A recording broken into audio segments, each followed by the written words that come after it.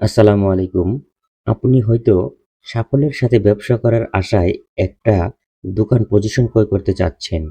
কিন্তু এতে সামান্য একটু ভুলের কারণে আপনার লাখ, লাখ টাকা ও দোকান পজিশন দুটোই হারাতে পারে।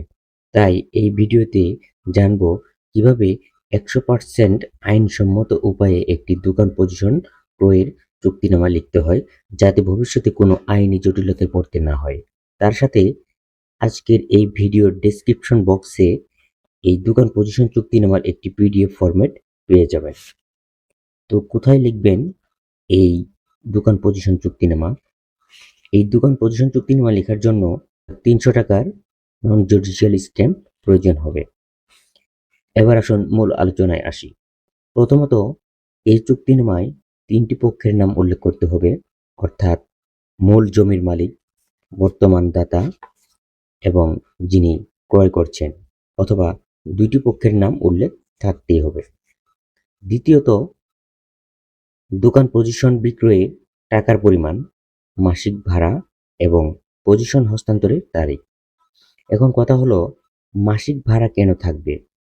খুব সংক্ষেপে বলছি, আপনি হয়তো কোনো মার্কেটের একটি দোকানের পজিশন ক্রয় করতে চাচ্ছেন, কিন্তু সেই দোকানের জমি সহ তো ক্রয় করছেন না। আপনি বর্তমানে যার নিকট অধিক পজিশন ক্রয় করতে চাচ্ছেন, তিনি হয়তো মূল জমির মালিকের নিকট থেকে বড় অঙ্কের টাকা দিয়ে, যেমন ৫ লাখ অথবা ১০ লাখ টাকা দিয়ে পজিশনটি বরাদ্দ নিয়েছেন। এ বলা হয় অ্যাডভান্স বা অগ্রিম। এটি আসলে স্থায়ীভাবে ভাড়াটিয়া সত্ত্ব বা ক্রয়। কিন্তু জমির মালিক তো আগের জন্যই আছে, তাই তাকে নির্দিষ্ট পরিমাণ প্রতি মাসে ভাড়া দিতে হবে। তো এবার একটি দোকান পজিশন বিক্রয়ের সুন্দর একটি চুক্তিনামা ফরম্যাট দেখে নিই। এখানে আমরা প্রথমে এটি আমাদের স্ট্যাম্প পেপারে প্রিন্ট করার জন্য প্রস্তুত, পেজ সেটআপ করা আছে পুরোপুরি এবং স্ট্যাম্পের জন্য মার্জিন দেওয়া আছে দুই পাশে, উপরে নিচে চারপাশে। তো শুরুতে আমরা লিখব বিসমিল্লাহির রহমানির রহিম, দোকান পজিশন বিক্রয় বা হস্তান্তর চুক্তিনামা। এখানে অগ্রিম জামানত যদি নগদ প্রদান করা হয়ে থাকে নগদ, বা চেক প্রদানের মাধ্যমে হয়ে থাকলে চেক চেকের টাকার পরিমাণ এখানে উল্লেখ করে থাকতে হবে। মাসিক ভাড়া থাকবে। যদি জমি সহ না ক্রয় করে থাকেন, যদি জমি সহ ক্রয় করে থাকেন, তাহলে মাসিক ভাড়ার কোনো প্রয়োজন নেই। মেয়াদ এবং কত বছরের জন্য এই পজিশনটি ক্রয় করা হলো সেটির মেয়াদ দিতে হবে। এবং এখানে হচ্ছে তারিখ, পজিশনটি কত তারিখ থেকে শুরু হলো এবং কত তারিখ পর্যন্ত এর মেয়াদ থাকবে। তারপর হচ্ছে সেই উপজেলাধীন উপজেলার নাম এবং জেলার নাম। এবং এরপর হচ্ছে প্রথম পক্ষ যিনি জমির মালিক অর্থাৎ দাতা, এখানে তার নাম, পিতা মাতা, জন্ম তারিখ, জাতীয় পরিচয়পত্র, ধর্ম, পেশা, জাতীয়তা, তার পরিপূর্ণ ঠিকানা আর কি। এবং দ্বিতীয় পক্ষ যিনি ক্রেতা অর্থাৎ ভাড়া গ্রহীতা, ভাড়াই সত্ত্বের যিনি গ্রহীতা আর কি, ক্রয় করছেন, তার নাম ঠিকানা, পরিপূর্ণ নাম ঠিকানা এখানে থাকবে।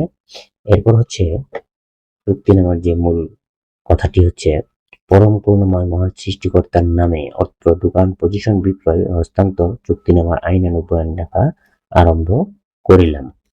জেলা জামার জেলা জেলার নাম, উপজেলা ধীন এবং মৌজার নাম, যে দোকানটি যে মৌজাধীন এলাকায় আছে বা যে মার্কেটে আছে, ঠিক আছে, সেই মৌজাভুক্ত এলাকাভুক্ত সেই মৌজা নাম দিতে হবে। এর মধ্যে যে যে বাজারের নাম আর কি এখানে দিতে হবে, যে অমুক বাজার স্থিত সেই বাজারটির নাম দিতে হবে বা মার্কেটের নাম দিতে হবে।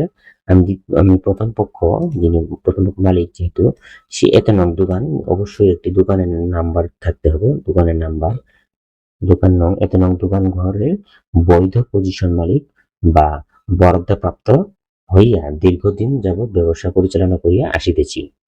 বর্তমানে আমার টাকার বিশেষ প্রয়োজন হওয়ায় উক্ত দোকানের পজিশনটি বিক্রয়ের ঘোষণা প্রদান বা প্রস্তাব করিলে আপনি দ্বিতীয় পক্ষ উহা ক্রয় করিতে সম্মত হওয়ায় উভয় পক্ষের আলোচনা ও সিদ্ধান্ত ক্রমে নিম্নলিখিত শর্তাবলী মানিয়া লইয়া স্বেচ্ছায় সজ্ঞানে সুস্থ মস্তিষ্কে অন্যের বিনা প্ররোচনায় অত্র চুক্তিনামা অঙ্গীকারাবদ্ধ হইয়া নিজ নিজ নিজ নাম স্বাক্ষর করিয়া সম্পাদন করিয়া দিলাম। এখানে যে তারিখ থেকে শুরু হবে সেটির বাংলা তারিখ এবং ইংরেজি তারিখ, চলমান পাতা হচ্ছে 2।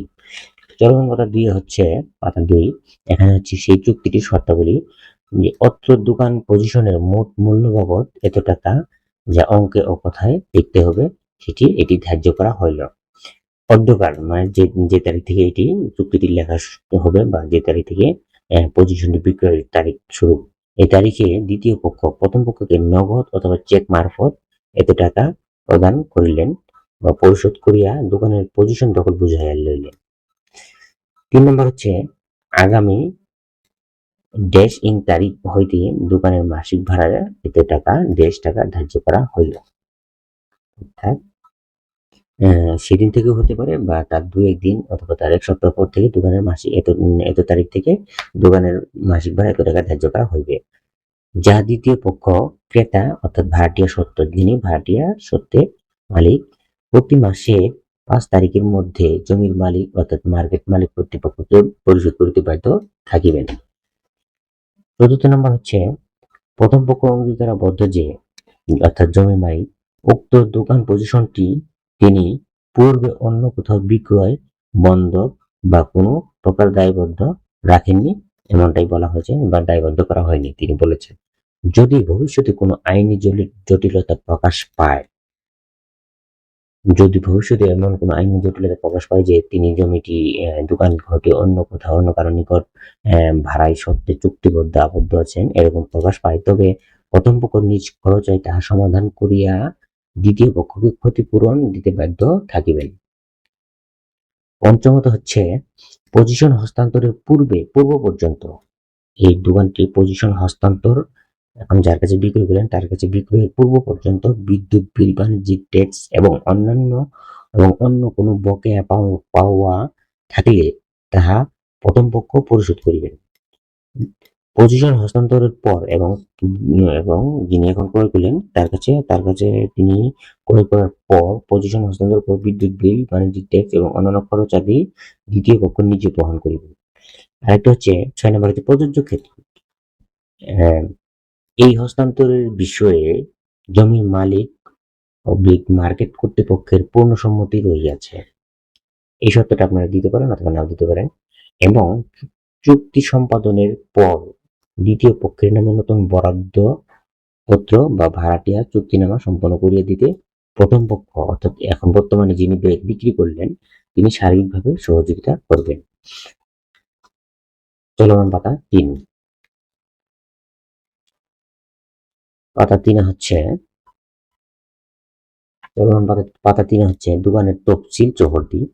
এটি জেলার নাম, উপজেলার নাম এবং মৌজার নাম এবং মার্কেট ও রুটের নাম দেওয়ার পর দোকান নাম্বার এবং দোকানের দৈর্ঘ্য এত ফুট, প্রস্থ এত ফুট এটি উল্লেখ করা থাকতে হবে। দোকানের চৌহদ্দি হচ্ছে সেই দোকানটি উত্তর পাশে, দক্ষিণে এবং পূর্ব পাশে আর পশ্চিম পাশে। তারপর হচ্ছে অত্র দোকান পজিশন চুক্তিনামা 3 ফর্দ স্ট্যাম্প দ্বারা লিখিত। আগেই বলেছি 100 টাকা মূল্যের 3টি স্ট্যাম্পের লাগবে প্রয়োজন অবশ্যই। 3টি স্ট্যাম্প দ্বারা লিখিত এবং 3জন সাক্ষী রহিল। চুক্তিপত্র পাঠ করিয়া ও শুনিয়া উভয় পক্ষ উহার মর্ম অবগত হইয়া নিজ নিজ নাম স্বাক্ষর করিলাম। এখানে 3জন সাক্ষী থাকবে। সাক্ষীগণের নাম, পিতা, গ্রাম, থানা, উপজেলা এবং এখানে সাক্ষীর স্বাক্ষর, তিনটা সাক্ষীর স্বাক্ষর এবং এই পাশে এবং ডান পাশে দেখতে পাচ্ছেন এখানে হচ্ছে প্রথম পক্ষের স্বাক্ষর, তারপর হচ্ছে দ্বিতীয় পক্ষের স্বাক্ষর। এইভাবে আপনারা একটি পরিপূর্ণ দোকান পজিশন বিক্রয় হস্তান্তর চুক্তিনামা তৈরি করবেন। আশা করি ভিডিওটি আপনাদের ভালো লাগবে এবং কাজে আসবে। তো ধন্যবাদ। ভিডিওটি ভালো লাগলে চ্যানেলটি অবশ্যই সাবস্ক্রাইব করার অনুরোধ রইল।